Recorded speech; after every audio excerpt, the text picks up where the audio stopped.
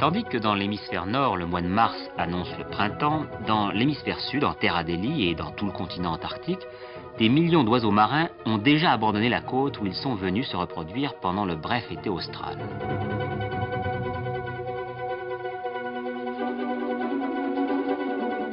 La côte redevient un désert sans vie. Le froid commence sa longue descente au-dessous de 0 degré.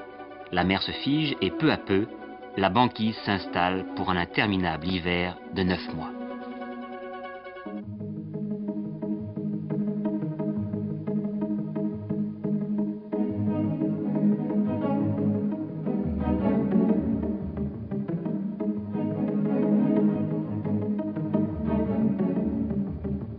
C'est pourtant le moment que choisissent les manchots empereurs pour entreprendre leur grand débarquement.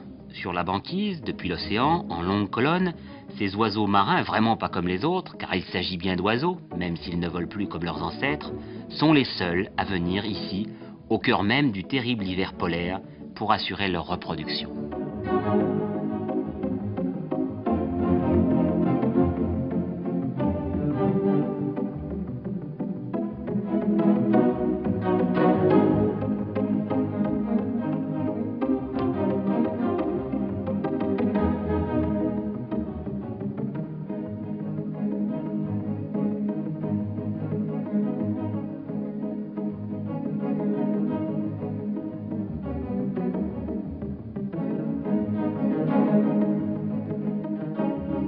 La colonie des manchots empereurs de Point de Géologie compte 6000 individus, mais certaines colonies peuvent dépasser 100 000.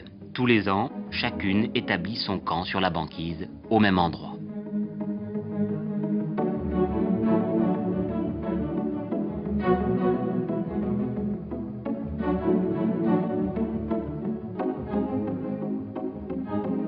Les mâles, plus corpulents que les femelles, mesurent environ 1,20 m. Ils pèsent jusqu'à 45 kg à leur arrivée.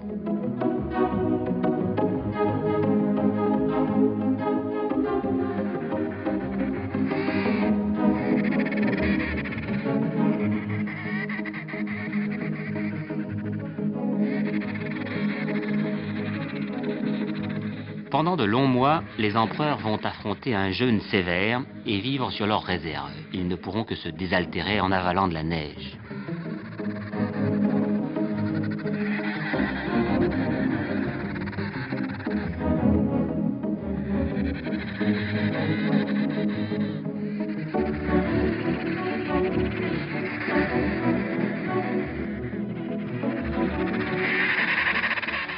Curieusement, ces oiseaux ne construisent pas de nid et ne sont inféodés à aucun territoire.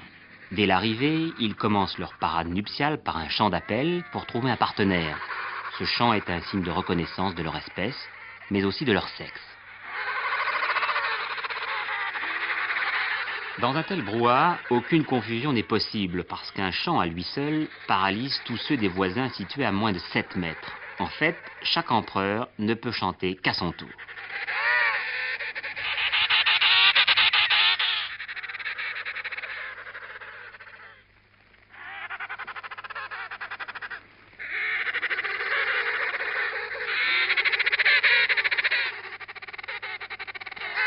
Fait unique chez les oiseaux, dès qu'un couple est formé, il devient totalement silencieux jusqu'à la ponte. Comme les partenaires n'ont pas de nid, ils ne se repèrent et communiquent que par des postures. Ainsi, la démarche chaloupée leur permet de ne pas se perdre de vue dans une multitude où tous les individus se ressemblent. Le silence est parfois rompu par un conjoint. Aussitôt un célibataire attiré par le chant s'immisce dans le couple qu'aucune barrière territoriale ne protège. Mais le trio ne fait pas bon ménage et entraîne souvent la séparation définitive des conjoints. Le silence du couple est donc primordial pour la reproduction.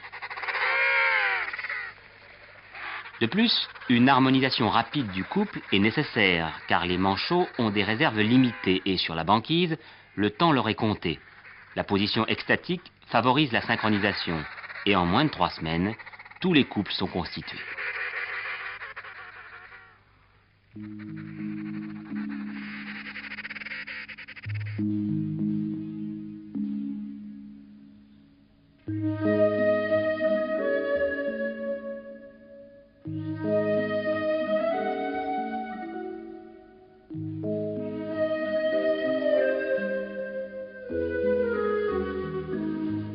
En l'absence de nid, les accouplements se font au hasard de la banquise.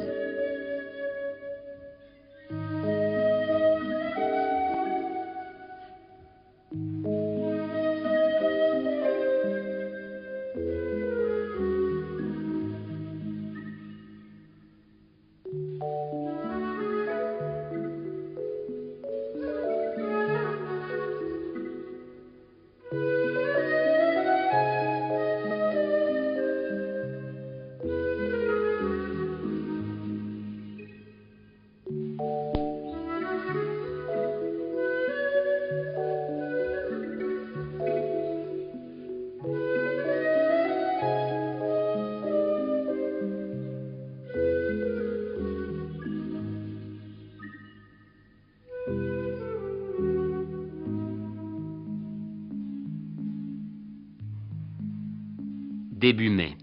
Lentement, jour après jour, l'hiver gagne du terrain. Il fait déjà moins 20 degrés. Le soleil va bientôt disparaître pour de longs mois. C'est le moment où les femelles pondent.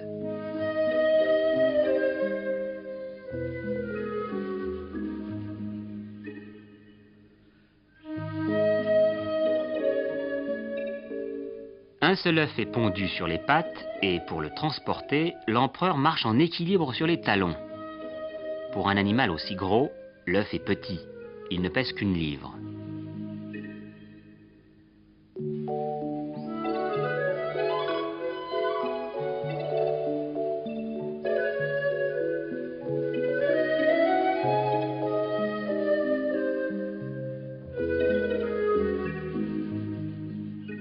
Dès la ponte, les chants reprennent, mais cette fois en duo.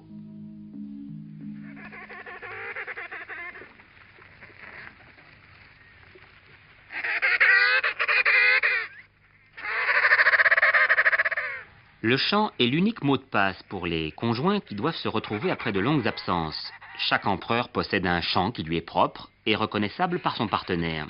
Avant le premier départ des femelles, les couples s'écoutent avec la plus grande attention.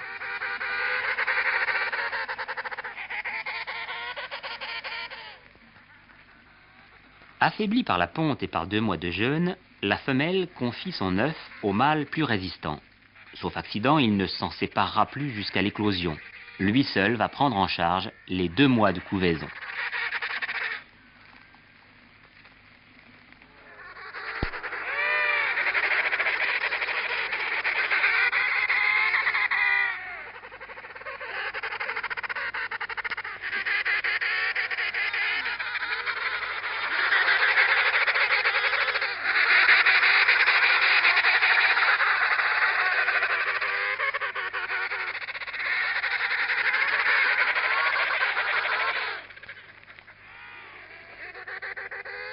Le transfert reste une opération délicate. Certains couples échouent dans cette entreprise et l'œuf, abandonné sur la glace, gèle très rapidement. 1/4 des pontes est ainsi perdu chaque année. Dès que les femelles sont libres, elles peuvent enfin partir s'alimenter vers la mer au-delà de la banquise qui s'étend maintenant sur 200 km et dépasse 2 mètres d'épaisseur.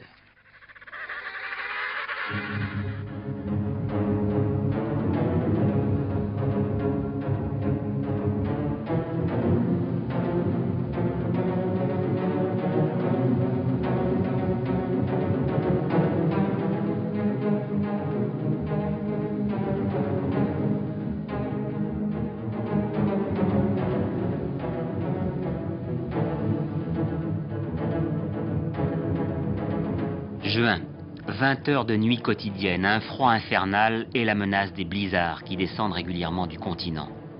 Les mâles sont maintenant seuls face à l'hiver le plus terrible de la planète. Mais s'ils peuvent l'affronter, c'est grâce à l'isolation thermique remarquable due à leur plumage très étanche et à leur énorme réserve de graisse. L'œuf englouti dans un repli du ventre reste bien protégé des violences du climat.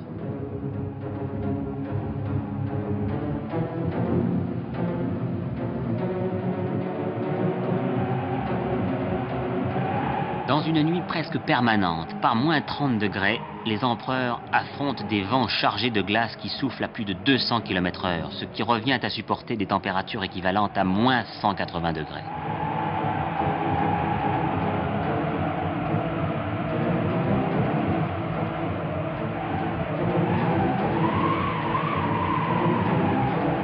Malgré leur extraordinaire protection thermique, les manchots ne pourraient résister s'ils ne savaient se regrouper en tortues. Tassés jusqu'à 10 au mètre carré, les oiseaux réduisent considérablement les pertes de chaleur et donc les dépenses d'énergie. Pour les empereurs, cette adaptation est sans doute la plus fondamentale. C'est en perdant leur barrière territoriale au cours de leur évolution et en s'installant sur le sol très plat de la banquise qu'ils ont ainsi vaincu le froid polaire et réussi leur reproduction hivernale.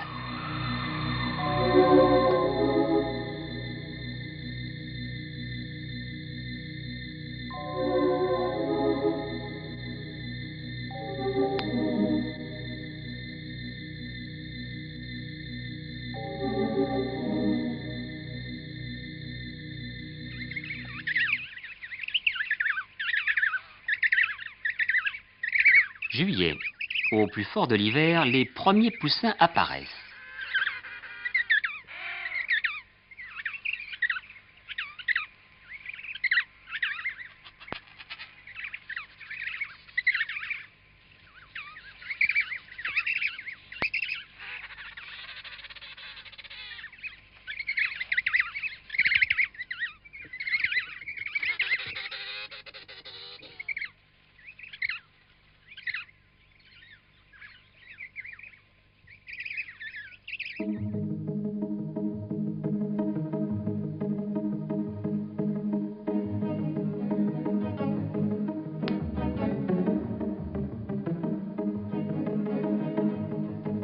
Les femelles, absentes depuis 2 mois, sont enfin de retour pour assurer la relève de leur mâle. Dès l'arrivée, elles chantent.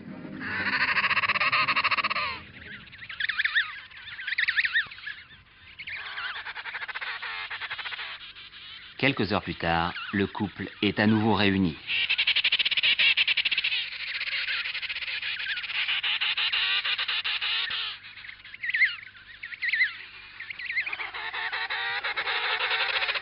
Le poussin reçoit son premier repas de poisson, puis sa mère le récupère.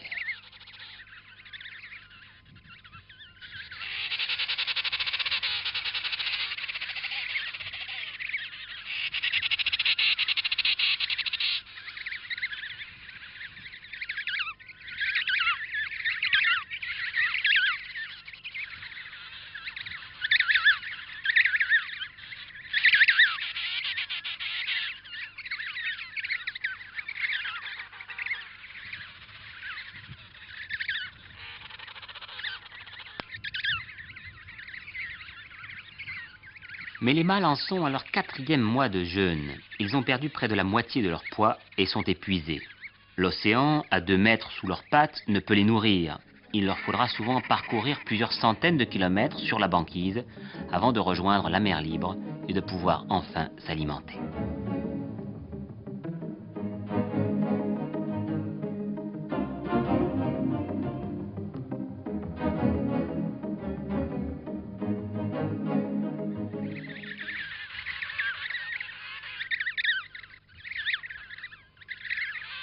Les jours augmentent peu à peu, mais le froid demeure aussi intense. Bien nourris et remarquablement protégés par leur mère, les poussins grandissent sans grand problème. La colonie reste près des îlots qui ancrent la banquise. Ils peuvent servir de refuge et empêcher que toute la progéniture soit engloutie si les contre-coups d'une tempête au large brisent la glace.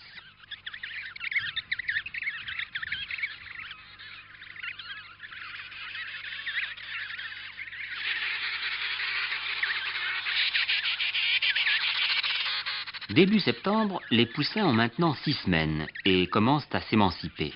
Ils sont assez gros pour passer de la poche incubatrice de leurs parents, où il fait plus 30 degrés, au froid extérieur qui avoisine les moins 30. C'est alors que le danger les menace.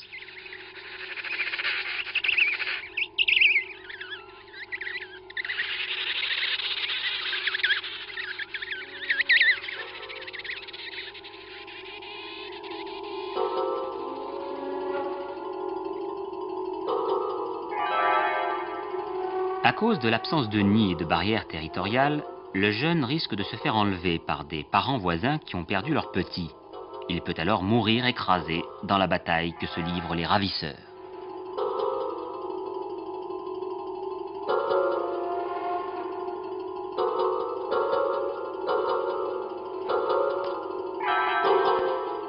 Si le petit est épargné au cours du rapt, son parent adoptif se désintéresse rapidement de lui et la plupart du temps l'abandonne.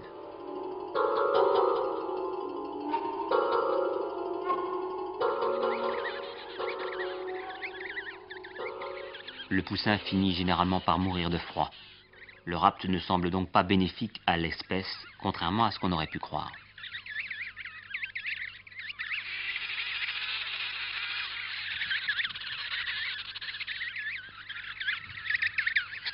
Mais ce n'est pas le seul danger qui guette le poussin aventureux.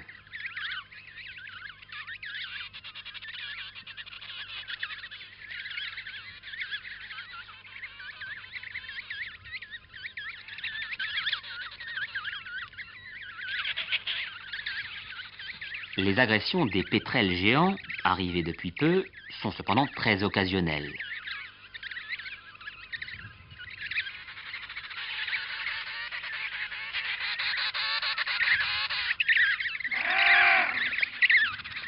Fin septembre, les mâles sont de retour pour prendre la relève.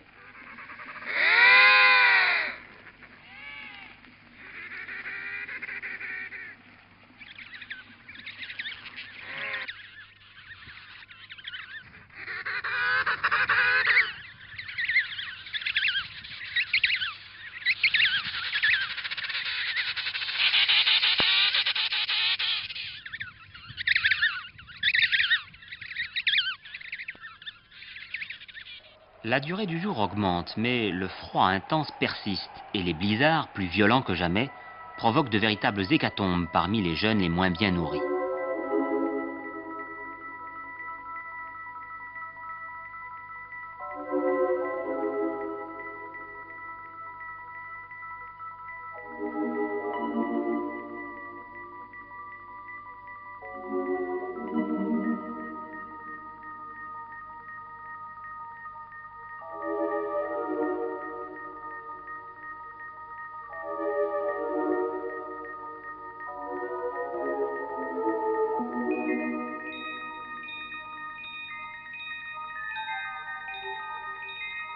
Les rescapés grandissent. Au loin, la banquise commence à reculer. Pour nourrir leurs petits, devenus de plus en plus exigeants, les deux parents font maintenant d'incessantes allées et venues entre la colonie et la mer libre.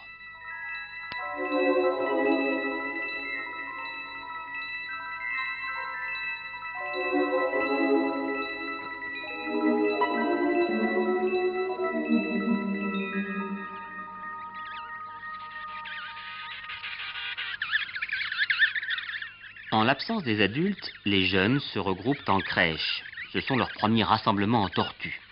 À leur retour, les parents chantent devant les crèches jusqu'à ce que leurs poussins se manifestent.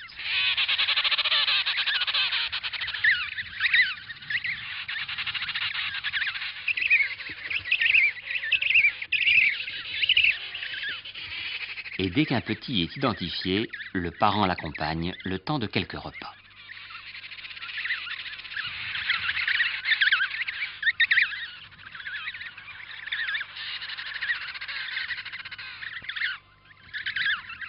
Octobre, premier signe du printemps austral. Les poussins sont de plus en plus robustes et maintenant hors de danger.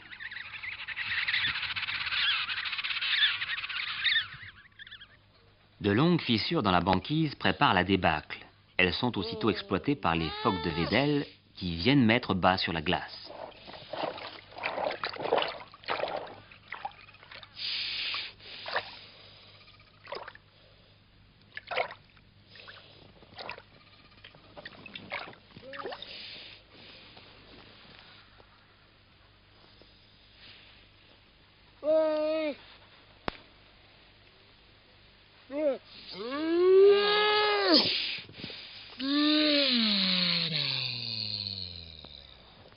Les empereurs ne sont plus seuls. Ils côtoient maintenant les premiers manchots adélie, nettement plus petits, qui eux parviennent à se reproduire pendant le court été austral. Dans les rochers, les damiers du Cap déneigent leur nid de l'été passé. Eux aussi peuvent profiter de cette brève saison pour assurer leur reproduction.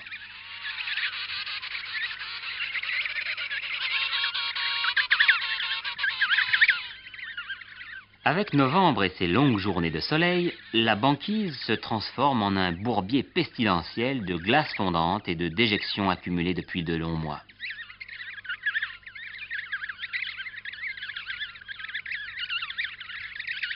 C'est la grande débâcle. Le soleil et les courants marins rongent la glace de toutes parts et la houle disloque d'immenses radeaux de banquise qui partent à la dérive.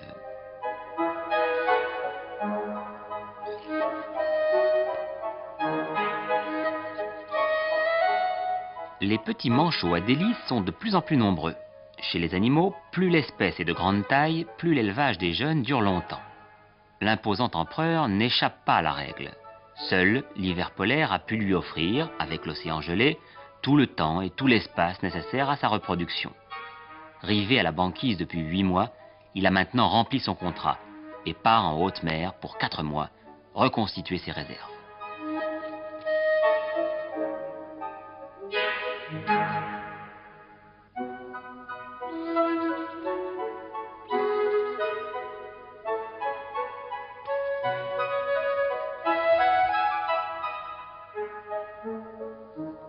En perdant le pouvoir de voler, l'espèce a acquis celui de nager. Son adaptation au milieu aquatique est remarquable.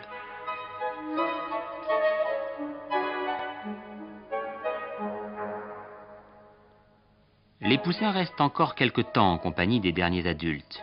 Le jour dure maintenant 24 heures et les températures avoisinent 0 degré. Par cette douceur toute relative, les jeunes suffoquent de chaleur.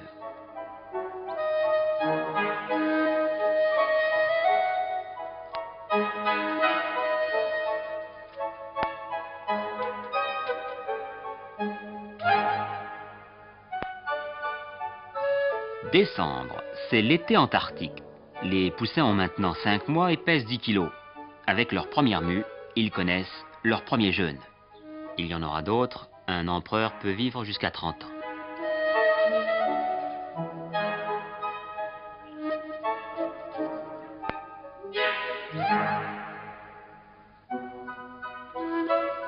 Et c'est enfin le premier départ, en pleine débâcle.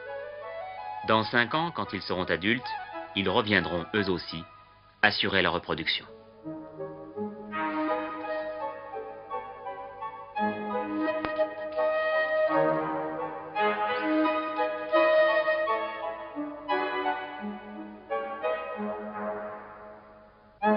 Pour affronter un environnement aussi extrême, cette espèce est parvenue, au terme de son évolution, à faire converger les adaptations les plus sophistiquées. Cette stratégie a permis au manchot empereur de lier le sort de sa reproduction aux 9 mois du redoutable hiver austral. Il ne s'agit pas là pour autant d'un paradoxe de la nature, mais d'une solution élégante et originale à un problème de survie de l'espèce, en apparence insoluble.